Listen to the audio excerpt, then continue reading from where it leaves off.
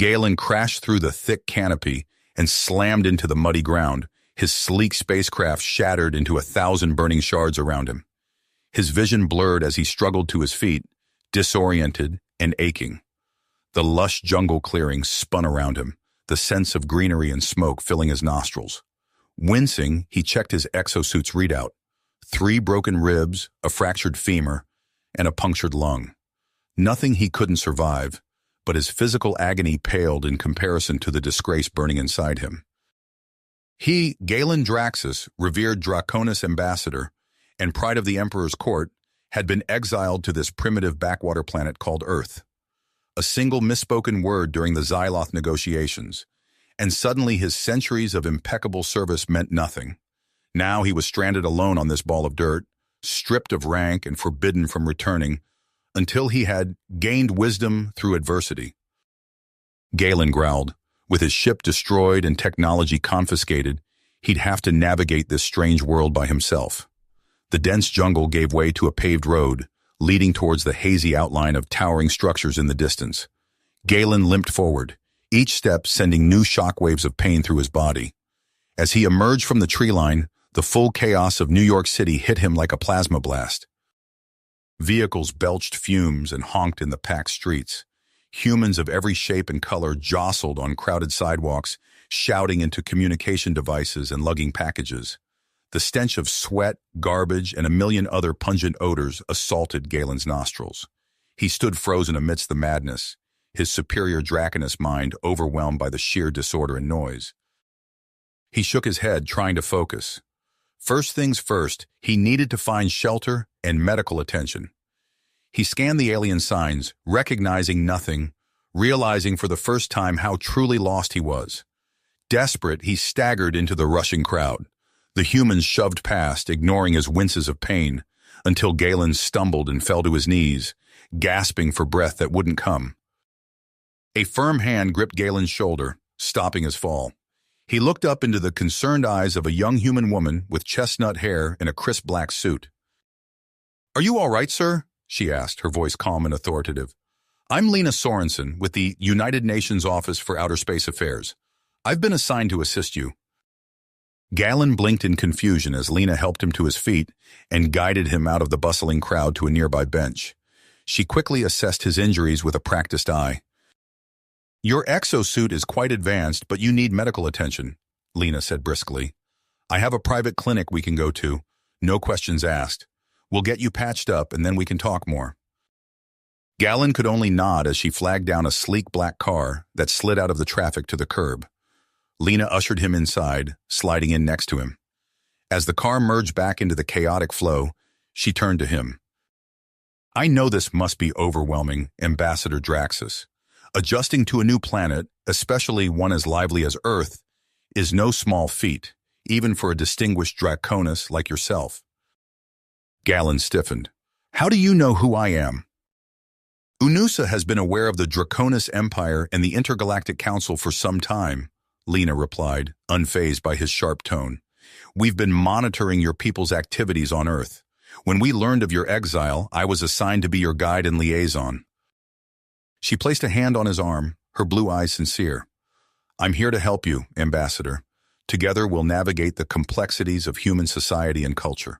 You have so much to learn, and I'm honored to be the one to show you." Galen looked out the window at the alien city zooming by, Lena's words echoing in his mind. Earth was like nothing he had ever encountered before, and the thought of being beholden to a mere human galled him. But as pain lanced through his battered body once again, he realized he had little choice. He needed Lena as much as it bruised his pride to admit it. "Very well," he said stiffly. "I accept your assistance, Lena Sorensen, but do not think this makes us equals. I am Draconis. I will not be patronized by a primitive Terran." Lena raised an eyebrow. "There's that famous Draconis superiority. You'll soon see there's nothing primitive about humanity or Earth. We are more than you can possibly imagine." The car pulled to a stop in front of a nondescript building. Lena opened the door and held out her hand. "Welcome to Earth, Ambassador Draxus. Your first lesson begins now." As Galen took her offered hand and stepped out into the sunlight, he had a feeling his education would be far more extensive, and humbling than he ever anticipated. But he had no idea of the dangerous galactic game he had just become a pawn in, or how his developing bond with Lena and Earth would reshape the very fabric of the universe itself. In the weeks that followed, Galen found himself on a whirlwind tour of human culture, guided by the ever-patient Lena. As his injuries healed, his initial disdain for Earth began to crack, revealing a world far more complex than he had imagined. One evening, Lena led him into a grand theater, its ornate architecture a stark contrast to the utilitarian designs of Draconis structures. "Tonight," she said, her eyes bright with excitement, "you'll experience one of humanity's greatest storytellers." Galen settled into his seat, skeptical but curious. The lights dimmed, and actors in elaborate costumes took the stage.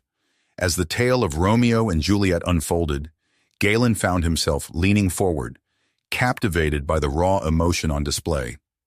The actors' voices rose and fell, their faces contorting with joy, anguish, and passion. When Juliet discovered Romeo's lifeless body, Galen felt an unfamiliar tightness in his chest. A single tear rolled down his cheek, surprising him. He quickly wiped it away, hoping Lena hadn't noticed. But she had. As they exited the theater, Lena gently asked, "What did you think?" Galen struggled to find words. "It was intense. We have nothing like this on Draconis. Our entertainment is purely informational. But this, I felt their pain, their love. How do humans create such powerful art?" Lena smiled. "That's the beauty of human creativity. We turn our experiences, even our suffering, into something meaningful." The next day, Lena took Galen to a bustling street market. Vibrant stalls lined the road, each offering a unique array of dishes from around the world. The air was thick with a cacophony of aromas, spicy, sweet, savory. "Try this," Lena said, offering Galen a steaming plate of pasta. He took a tentative bite and his eyes widened. The rich flavors danced on his tongue, unlike anything in the bland, nutrient pastes of his homeworld. As they sampled dishes from India, Thailand, and Mexico, Galen marveled at how humans had elevated the simple act of eating into an art form. Each bite told a story of culture, history, and shared experiences. On Draconis, food is fuel, Galen mused, but here it's a celebration.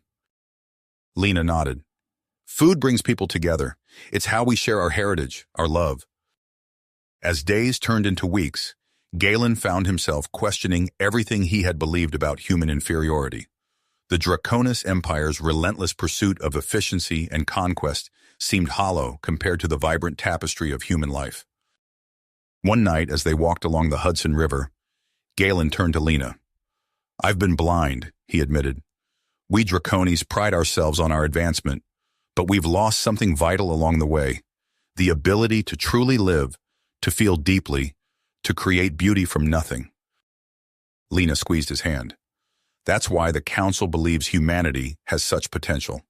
We may not have your technology, but our capacity for growth, for empathy, for innovation, it's limitless." Galen froze. "The Council? You know about the Intergalactic Council?" Before Lena could respond, a brilliant light cut through the darkness. A sleek ship descended from the sky, bearing the unmistakable insignia of the Draconis Empire. "Ambassador Draxus!" a familiar voice boomed. Commander Zorax stepped into view, flanked by heavily armed soldiers. "By order of Emperor Zoran, you are under arrest for treason against the Empire." Galen instinctively pushed Lena behind him, his mind racing. How had they found him? And why were they calling him a traitor? "Stand down, Zorax," Galen commanded, hoping his voice carried more authority than he felt. "This is a violation of Council law. Earth is a protected planet." Zorax's expression flickered with doubt, but he raised his weapon. "I have my orders, Ambassador.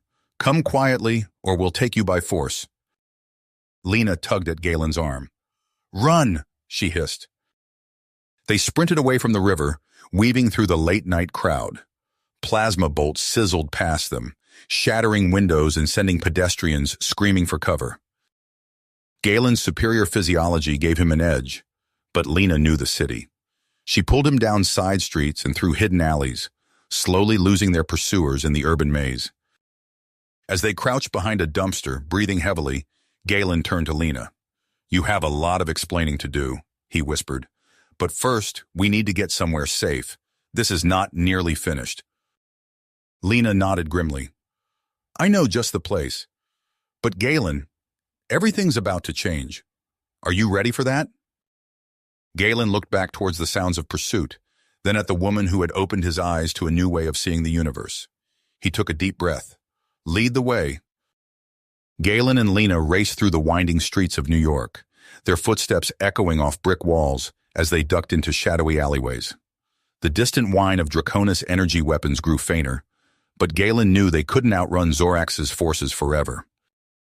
"We need to get out of the city," Lena panted, her face flushed with exertion. "I have contacts who can help us, but we need to reach them first." Galen nodded, his mind racing. "Where?" "Peru," Lena replied, pulling out a small communication device. "I'm calling in a favor. Hold on." Within minutes, a sleek black aircraft descended from the sky, hovering silently above them. A hatch opened, revealing a grizzled man with salt and pepper hair. "Harry," Lena called out, relief evident in her voice. Perfect timing. They clambered aboard, the craft immediately shooting upwards, as Draconis soldiers rounded the corner below. Galen watched the glittering lights of New York fade into the distance, his heart heavy with the weight of betrayal. Hours later, they touched down in a dense Peruvian jungle. The air was thick with humidity and the calls of unfamiliar creatures. Harry led them to a well-hidden compound, its walls shimmering with advanced camouflage technology. "Welcome to our little sanctuary," Harry said, ushering them inside. "You're safe here for now." A tall, statuesque woman with iridescent skin stepped forward, her eyes fixed on Galen. "I am Zara, agent of the Intergalactic Council. We have much to discuss, Ambassador Draxus." Galen's mind focused. "It seems everyone knows more about my situation than I do. Explain." Zara's expression softened.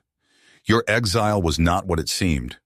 Emperor Zoran and his faction orchestrated your fall from grace. They seek to capture you and use it as a pretext for war with the Council." The revelation hit Galen like a physical blow. He stumbled back, his legs shaking. "But why? The Empire has always valued peace and stability." "Power," Zara replied simply. "Zoran believes war will solidify his control over the Empire. Earth is merely a convenient battleground." Lena placed a comforting hand on Galen's arm. "We won't let that happen. Earth isn't ready for intergalactic war." As if to underscore her point, a holographic display flickered to life, showing news footage of an emergency UN Security Council meeting. World leaders argued heatedly, their faces etched with shock and fear as they grappled with the sudden revelation of extraterrestrial life. "We need to act fast," Harry said grimly. "Our intel suggests the Draconis fleet is mobilizing for invasion." Galen's mind raced, weighing his options. He thought of the vibrant culture he had experienced on Earth, so different from the rigid conformity of Draconis society. The passion of Shakespeare, the flavors of street food, the simple joy of a sunset over the Hudson, all of it would be crushed under the heel of Draconis military might.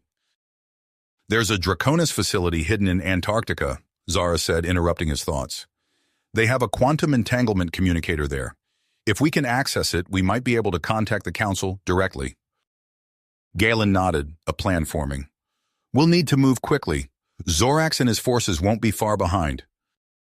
As they prepared for the dangerous mission, Galen pulled Lena aside. "I need to tell you more about my people," he said softly. "About the world I come from." Over the next hour, Galen painted a picture of Draconis society, its technological marvels, but also its rigid hierarchy and militaristic culture.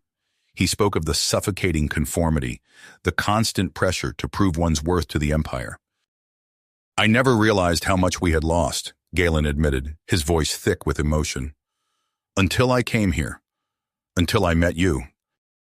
Lena's eyes shimmered with unshed tears. She leaned in, her lips meeting his in a tender kiss. The moment stretched between them, full of unspoken promises and shared understanding. The peaceful interlude was shattered by the sound of alarms blaring through the compound. Harry burst into the room, his face grim. "They've found us," he shouted over the din. "We need to move. Now!" The team raced to their waiting aircraft, the jungle around them erupting in chaos as Draconis forces descended. Plasma bolts sizzled through the air, setting the lush vegetation ablaze. As they lifted off, Galen caught sight of a familiar figure among the Draconis soldiers, Zorax, his former friend and mentor.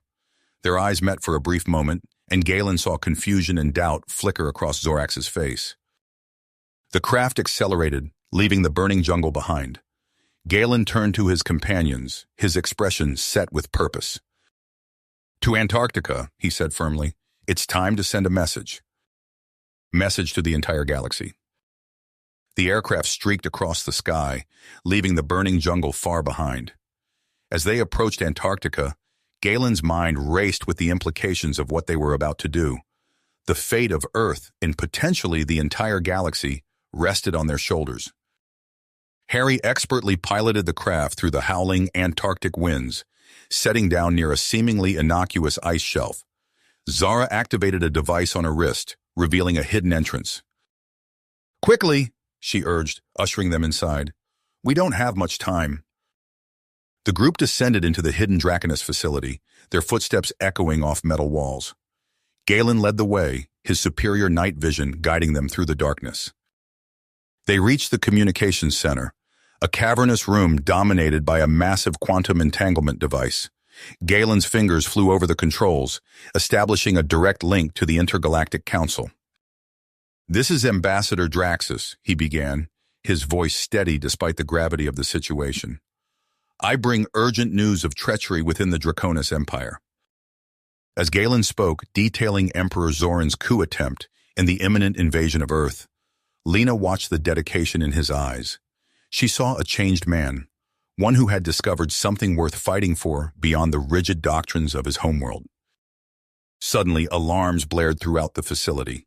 Harry's voice crackled over their comms. "We've got company! Draconis fighters incoming!" Zara unholstered her weapon. "Keep transmitting. We'll hold them off." The sounds of battle echoed through the corridors as Galen continued his impassioned plea to the Council. He spoke of Earth's potential, of the vibrant culture and indomitable spirit he had witnessed firsthand. This pre-warp civilization represents a galactic renaissance, Galen argued. To allow their subjugation would be a violation of everything the Council stands for. As he finished his transmission, the doors to the communications center exploded inward. Kravax, Zoran's chief enforcer, strode through the smoke, his eyes locked on Galen. "Traitor!" Kravax snarled, raising his weapon. Lena leapt forward, tackling Kravax. They grappled fiercely, energy bolts sizzling past them. In the chaos, Galen saw his opening. He activated the facility's self-destruct sequence and grabbed Lena's arm. "Run!" he shouted. They sprinted through the collapsing facility, dodging falling debris and enemy fire. As they emerged into the frigid Antarctic air, their craft was already warming up, Harry at the controls. They lifted off just as the hidden base imploded, taking Kravax and his forces with it. But their victory was short-lived. Lena slumped in her seat, her breath coming in ragged gasps. "She's been hit," Zara said, her voice tight with concern. "We need to get her medical attention immediately." Galen cradled Lena's head in his lap, his heart pounding. He had just found something worth living for in this strange human world. He couldn't lose her now. As they raced back to civilization, a message came through on their secure channel. It was Commander Kazra, a respected Xyloth diplomat. "Ambassador Draxus," Kazra's holographic form flickered to life. "Your message has been received. The Council is dispatching a peacekeeping fleet to defend Earth and prevent the Draconis invasion." Galen felt a surge of relief, but it was tempered by the sight of Lena's pale face. They had won this battle, but the war was nowhere near the end. And for Galen, the most important fight was just beginning, the fight to save the woman who had opened his eyes to a new way of seeing the universe. The aircraft touched down on a hidden airstrip outside New York City. Galen carried Lena's limp form to a waiting medical team, his face etched with worry. As they whisked her away for treatment, Commander Kazra's holographic form flickered to life once more. "Ambassador Draxus, Your presence is required immediately, Kazra said, her tone urgent. We've arranged a parley with Emperor Zoran aboard my flagship in Earth orbit. This may be our last chance to prevent full-scale war. Galen's gaze lingered on the doors Lena had disappeared through. I can't leave her, he said, his voice hoarse. Zara placed a hand on his shoulder. Go, I'll stay with Lena. Earth needs you now. Minutes later, Galen found himself aboard a sleek Xyloth shuttle, ascending rapidly through Earth's atmosphere. The curvature of the planet came into view, marred by the ominous silhouettes of Draconis warships. Kazra's flagship loomed ahead, a gleaming construct of advanced technology. As Galen stepped onto the bridge, he locked eyes with Emperor Zoran. His former leader's face was a mask of cold contempt. Traitor, Zoran spat. You would side with these primitives against your own people? Galen drew himself up to his full height. These primitives have shown me more about honor and compassion than I ever learned in the Empire. Stand down, Zoran. Earth is protected under intergalactic law. Zoran's eyes narrowed. Laws can be changed, Draxus. The Draconis Empire will not be denied its destiny. As they argued, tension crackled through the air. Suddenly, alarms blared throughout the ship. A young Xyloth officer shouted, Incoming fire! The Draconis fleet is attacking! Chaos erupted on the bridge as Zoran and his entourage were hustled away. Through the view screen, Galen watched in horror as Admiral Krax's forces tore through the Xyloth defensive line. We need to get you to safety, Kazra said, pulling Galen towards an escape pod. He shook his head. No, I started this. I need to end it. Before Kazra could protest, Galen sprinted towards the hangar bay. He commandeered a small fighter, launching himself into the heart of the battle. As he wove through the debris and weapons fire, he opened a channel to all ships. This is Ambassador Draxus, he broadcast. I surrender myself to Admiral Krax. Cease fire immediately, and we can negotiate terms. For a moment, the battle seemed to pause. Then Krax's voice boomed through the comms. Excellent, traitor. Your surrender is accepted. Galen's fighter was enveloped in a tractor beam, pulling him inexorably towards Krax's massive flagship. As he was led to the bridge in restraints, Galen caught sight of Earth through a viewport pestried with auroras and the glittering lights of a civilization on the brink of cosmic enlightenment. Krax's towering form filled Galen's vision. The Admiral's face split into a predatory grin. Your noble sacrifice is pointless, Draxus. Earth will burn, and the Draconis Empire will reign supreme. Galen's heart sank as Krax turned to his weapons officer. Begin the orbital bombardment. Alarms blared through the ship. Krax spun, his face contorted with rage. What's happening? Intruders, an officer shouted. They've disabled our weapon systems. The bridge erupted into chaos as Zorax and Vala burst through the doors, weapons blazing. In the confusion, Galen felt his restraints fall away. Zara materialized beside him, her Xyloth disguise shimmering away to reveal her true form. You, Galen gasped. Zara smiled grimly. We can talk later. Now run. They raced through the corridors of Krax's flagship, alarms wailing around them. As they neared the hangar bay, Zorax pulled Galen aside. Old friend, Zorax said, his eyes filled with regret. I was wrong about you, about Earth. Now go. I'll make sure you have time to escape.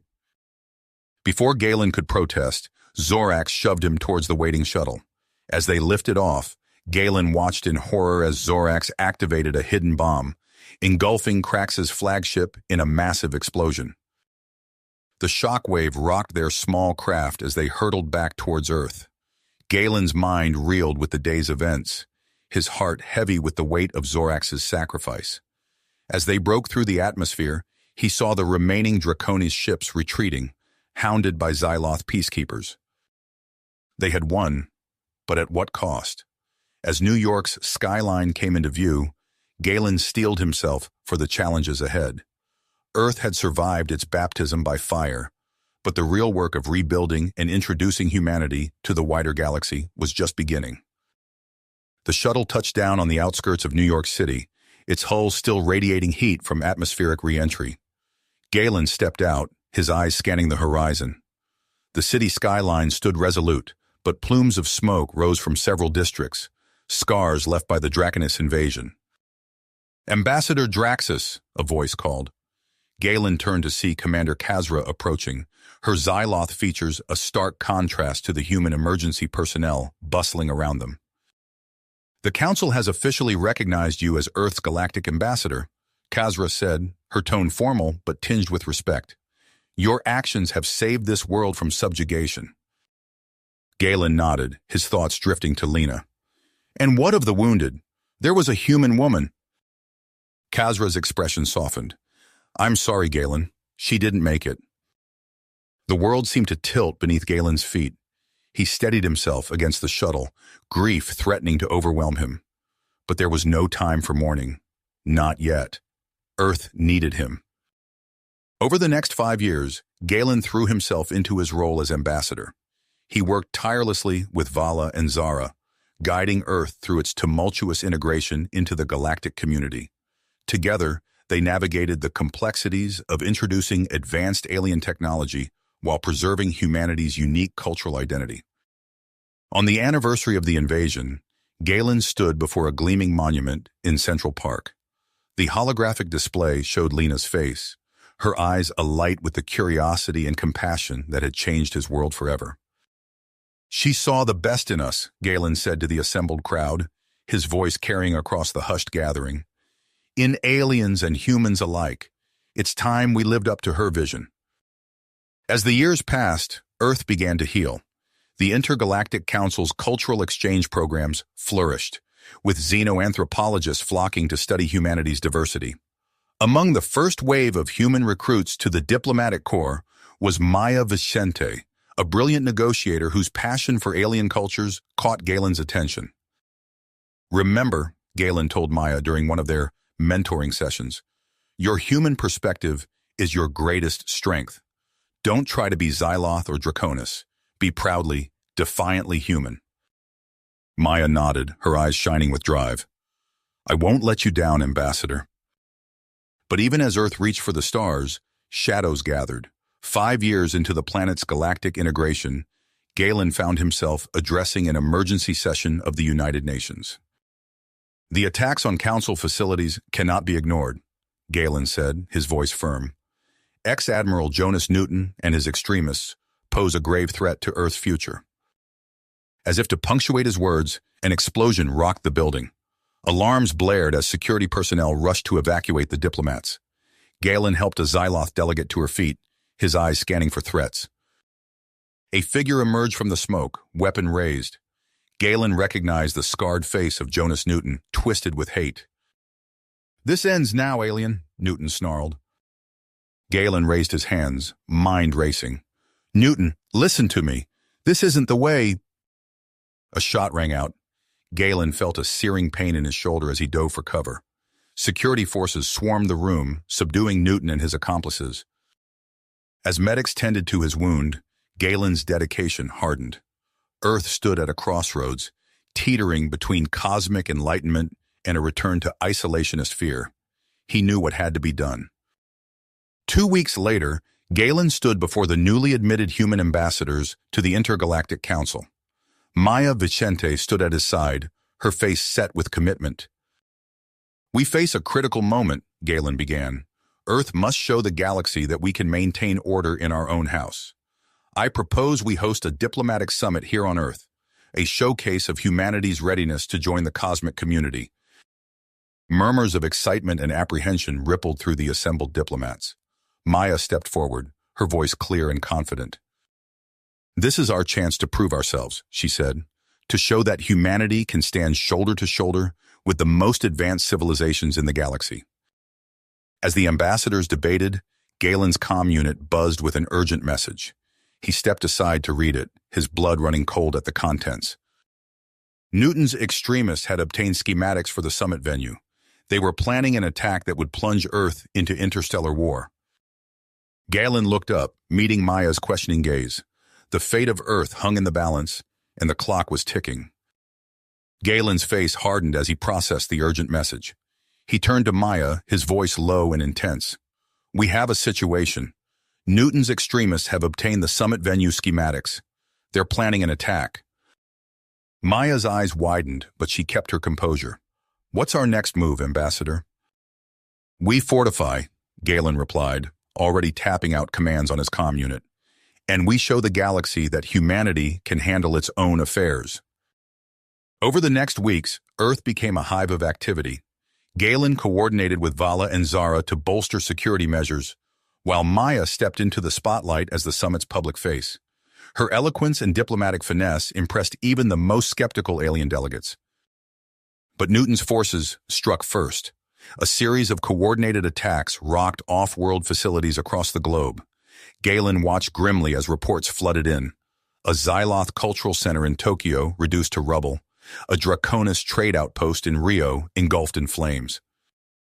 The worst came during a pre-summit reception in Geneva. Galen stood with Krelnar, the influential Relixian ambassador, discussing security protocols when a high-pitched whine filled the air. "Down!" Galen shouted, tackling Krelnar as a plasma bolt seared the air where the alien's head had been. Security swarmed the area, but the assassin, a black-clad figure Galen would later learn was called Shadow Walker, vanished into the night. Krelnar's compound eyes flashed with rage as he got to his feet. "This is an outrage. I demand immediate action against these human terrorists." Galen raised his hands placatingly. "Ambassador, I assure you, we're doing everything in our power." "Empty words," Krelnar spat. "Perhaps Earth isn't ready for galactic society after all." As the Relixian stormed off, Galen felt the delicate balance he'd worked so hard to achieve begin to slip. He needed a bold move to salvage the situation. The next morning, he summoned Harry to his office. The human's eyes were bleary from lack of sleep, but his posture was alert. "I need you to form an elite team," Galen said without preamble. "Your mission, hunt down Shadow Walker and neutralize the threat before the summit begins." Harry nodded grimly. "I know just the people." Within hours, Harry had assembled his strike force. Jasper Kane, a battle-hardened soldier seeking redemption after the invasion, brought combat expertise. Alara Vex, Zara's protege, contributed unparalleled cyber skills. With Vala providing intelligence support, they set out on Shadow Walker's trail. Their pursuit led them across continents, always one step behind their quarry. In the neon-drenched underbelly of Neo-Tokyo, they interrogated a smuggler with ties to Newton's group. Amid the sweltering heat of a Nairobi marketplace, they narrowly escaped an ambush by Shadow Walker's associates. But it was in the sterile corridors of a Relixian embassy that the team made their breakthrough. Alara, sifting through encrypted data streams, uncovered a shocking connection. "Ambassador," she calmed Galen, her voice tense, "we have evidence linking Relixian diplomat Trellick to Newton's extremists. He's been funneling them resources through criminal networks." Galen's blood ran cold. "Are you certain?" "Completely. But sir, Trellick knows we're onto him. We need to move fast." The ensuing confrontation was chaos. Plasma bolts crisscrossed the embassy's atrium as Trellick's enforcers engaged Harry's team. Jasper took point, his tactical prowess keeping them alive against overwhelming odds. But as they neared extraction, disaster struck. Alara, focused on hacking a security door, didn't see the grenade arcing towards her. Jasper did. With a shout, he hurled himself at the young woman, shielding her from the blast. The team barely escaped, Jasper's limp form cradled in Harry's arms. As their extraction ship streaked towards a secure medical facility, Galen received the grim news. Jasper was alive but comatose. The prognosis was uncertain. With the summit mere days away, Galen called an emergency council hearing. The chamber crackled with tension as he laid out the evidence against Trellick. Krelnar, predictably, exploded. "Lies and slander. You would fabricate evidence against a respected Relixian to cover your own incompetence?" Galen held his ground. "I implore the council to delay judgment until after the summit. Let Earth prove itself worthy of your trust." As the delegates argued, Galen's comm unit buzzed. It was Maya. "Sir, you need to see this." He excused himself, finding Maya in a side chamber. Her face was pale as she called up a holographic display. It showed Shadow Walker slipping past summit security, a cruel smile visible beneath their mask. "They're inside the venue," Maya whispered. "What do we do?" Galen's mind raced. Everything they'd worked for hung by a thread. But as he looked at Maya's determined face, he felt a spark of hope. Earth had faced extinction before and endured. They would weather this storm too. "We adapt," Galen said, squaring his shoulders, "and we show the galaxy what humanity is truly capable of." Galen's eyes locked with Maya's, a silent understanding passing between them. She nodded, squaring her shoulders. "Let's show them what humanity can do," Maya said, her voice steady. They strode into the summit chamber, the air thick with tension. Alien diplomats from across the galaxy shifted uneasily in their seats, murmurs of discontent rippling through the crowd. Galen took his place at the podium, Maya standing resolutely by his side. "Esteemed delegates," Galen began, his voice firm, "we face a grave threat, not just to Earth, but to galactic stability itself. Evidence has come to light implicating Ambassador Trellick in aiding extremist elements." A collective gasp echoed through the chamber. Krelnar's compound eyes flashed with a mix of anger and disbelief. "These are serious allegations, Ambassador Draxus," Krelnar rumbled. "What proof do you offer?" Galen nodded to Alara, who projected a holographic display of encrypted transmissions and financial records. Her fingers danced across the interface, decoding the data in real time.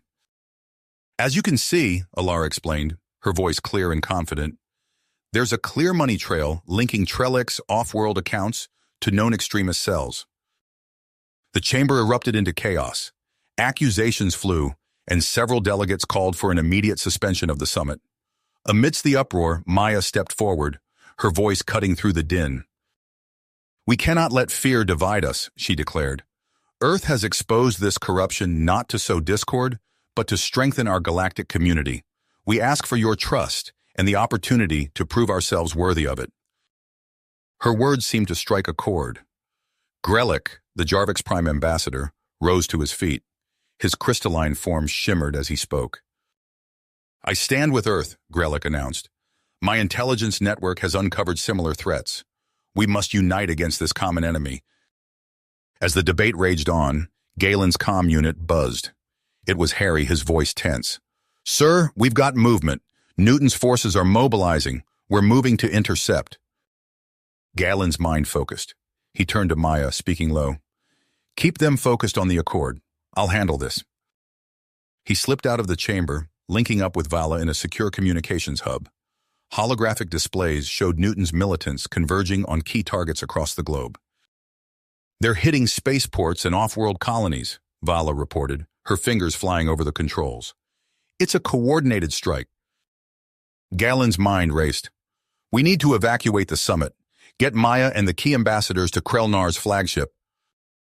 As if on cue, alarms blared through the complex. Security feeds showed a team of black-clad operatives breaching the outer perimeter. "Garathan separatists," Vala hissed. "They're after Xyloth and Krelnar." Galen's hand went to his sidearm. "Not if we stop them first." They sprinted through the corridors, the sound of weapons fire growing louder. They rounded a corner to find Jasper's team engaged in a fierce firefight with the Garathan strike force.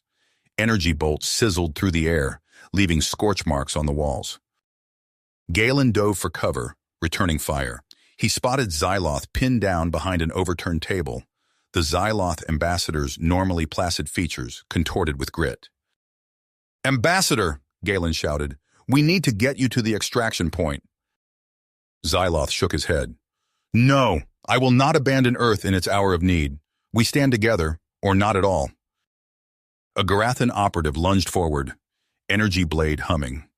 Jasper intercepted, his combat augments allowing him to match the alien's inhuman speed. They clashed in a blur of motion, sparks flying as blade met reinforced armor. Amidst the chaos, Galen caught sight of a familiar face, Grellick, leading a contingent of Jarvik's warriors into the fray. Their crystalline forms refracted the energy bolts, creating a dazzling light show as they advanced. "For unity!" Grellick cried, his voice resonating like struck crystal. The tide of battle began to turn. Jasper's team, bolstered by the Jarvik's reinforcements, pushed the Garathan back. But Galen knew this was only the beginning. As the last Garathene fell, Galen's comm crackled to life. It was Maya, her voice tight with tension. Galen, we're aboard Krelinar's flagship. Earth's orbital defenses are engaged, but Newton's forces are pressing hard. What are your orders? Galen looked around at the battered but unbroken defenders, human and alien alike. He met Xyloth's eyes, seeing his own drive mirrored there. Hold the line, Galen said, his voice steady. We'll handle things on the ground. Earth stands with its allies, now and always.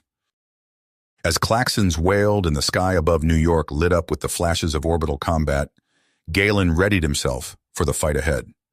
The fate of Earth, and perhaps the galaxy itself, hung in the balance. The sky above New York erupted in a dazzling display of light as Earth's orbital defenses engaged Newton's assault force. Galen's eyes narrowed, taking in the chaos unfolding around him. The Garathin attack had been repelled, but it was clear this was only the opening salvo of a much larger conflict. Ambassador, Vala's voice crackled through his comm, Newton's forces are hitting spaceports and off-world colonies simultaneously. We're looking at a coordinated global strike. Galen's eyebrows furrowed. Understood. What's the status of the summit delegates? Most have been evacuated to Krelinar's flagship, Vala reported. But Xyloth, he's refusing to leave. As if on cue, the Xyloth ambassador strode into view, his normally placid features set with drive. I will not abandon Earth in its time of need, he declared, his multifaceted eyes gleaming. This world has become my home. I stand with its defenders. A distant explosion rocked the building, sending tremors through the floor. Jasper materialized at Galen's side, his augmented reflexes on high alert. Sir, we need to move. The compound's defenses won't hold for long. Galen nodded grimly. All right, Jasper, take point. Vala, coordinate with local resistance cells. We need to buy time for civilian evacuations. As they moved through the corridors, the sounds of battle grew louder. Energy weapons sizzled, and the acrid smell of burned ozone filled the air. They rounded a corner to find Harry organizing a group of human and alien defenders. Glad you could join the party, Harry quipped, his face streaked with grime. Newton's commandos are pressing hard. We've got civilians trapped in the East Wing. Xyloth stepped forward. I will lead a team to extract them, he said, his voice resolute. Galen opened his mouth to protest, but the look in Xyloth's eyes silenced him. This was no longer just Earth's fight. It was Xyloth's too. Very well, Galen conceded. Harry, go with him. Jasper, Alara, you're with me. We'll hold the main entrance. As they split up, the building shook again.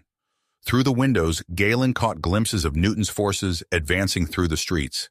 Sleek, black-clad commandos moved with inhuman precision, cutting down anyone in their path.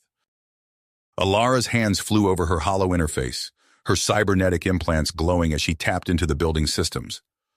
I've rerouted power to the shield generators, she reported. But it won't last long against sustained fire. Jasper took up position behind an overturned desk, his weapon at the ready. Then we make every shot count. The next hours passed in a blur of frantic combat.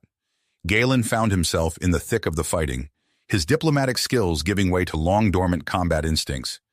He moved from cover to cover, alternating between returning fire and coordinating with the defenders. Suddenly, a massive explosion rocked the compound. Galen stumbled, his ears ringing. Through the smoke and debris, he saw a figure stumbling towards him. It was Harry, his face contorted in pain, supporting a barely conscious Xyloth. Ambush! Harry gasped, collapsing to his knees. They were waiting for us. Galen rushed to their side, his heart sinking as he saw the extent of Harry's injuries. The man's torso was a mess of burns and shrapnel wounds. The civilians? Galen asked, dreading the answer. Safe, Xyloth wheezed. Harry, he shielded me from the blast, saved us all. As Galen called for a medic, his comm unit crackled to life.